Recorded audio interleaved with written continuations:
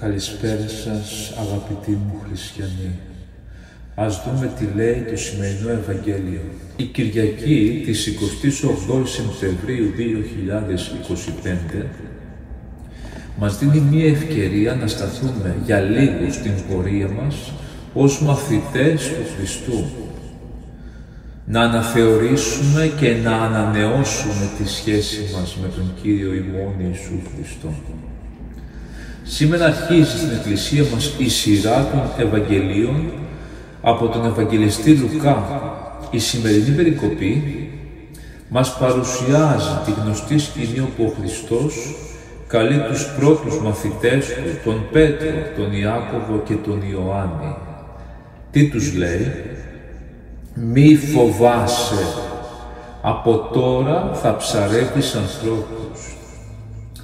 Και αυτοί, λέει το Ευαγγέλιο, παράτησαν τα πάντα και τον ακολούθησαν. Θυμόμαστε άλλη περικοπή που λέει «Ώστις θέλει ο πίσω μου να ακολουθεί, απαρνησάς το εαυτόν και αράτε το σταυρόν αυτού και ακολουθείτε με». Έτσι οι μαθητές του Χριστού παράτησαν τα πάντα και ακολούθησαν τον Χριστό. Η πρώτη φράση του Χριστού είναι σημαντική, μη φοβάσαι. Σήμερα όλοι μας κουβαλάμε φόβους για την υγεία μας, για τα παιδιά μας, για την οικονομία, για το αύριο. Ο Χριστός δεν λέει ότι όλα είναι εύκολα, αλλά μας διαβεβαιώνει ότι δεν είμαστε μόνοι μας. Λέει ο Χριστός, εγώ είμαι μαζί σας, μη φοβάστε. Ο Πέτρος ήταν ψαράς. Ο Χριστός δεν του λέει να αλλάξει επάγγελμα, να αλλάξει κατεύθυνση ζωής. Το ίδιο πρέπει να κάνουμε κι εμείς.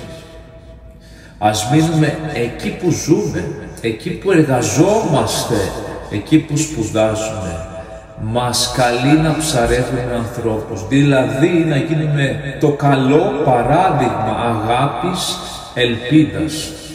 Όλοι μας μπορούμε να είμαστε ψαράδες του Χριστού. Όχι με τα λόγια, αλλά με τη ζωή μας.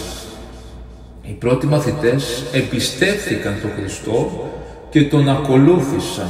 Δεν του ζήτησαν να γίνουν τέλειοι, αλλά πρόθυμοι. Αυτό ζητά και από εμάς σήμερα ο Χριστός. Όχι τελειότητα, αλλά καρδιά που θέλει να αγαπήσει, να συγχωρήσει, να ζήσει πιο κοντά στο Χριστό. Αδελφοί μου, ο Χριστός μας καλεί όλους να τον εμπιστευτούμε, να ξεπεράσουμε τους φόβους μας, να ζήσουμε με πίστη και αγάπη και να δίνουμε φως στους γύρω μας.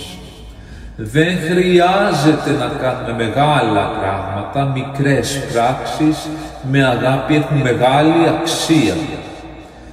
Ένας καλός λόγος, ένα χαμόγελο, μία προσευχή, μία βοήθεια σε κάποιον που έχει ανάγκη. Αυτό είναι το πραγματικό ψάρεμα που ζητά ο Χριστός. Καλή δύναμη σε όλους, καλή εβδομάδα, ο Θεός να είναι μαζί σας. Αμήν.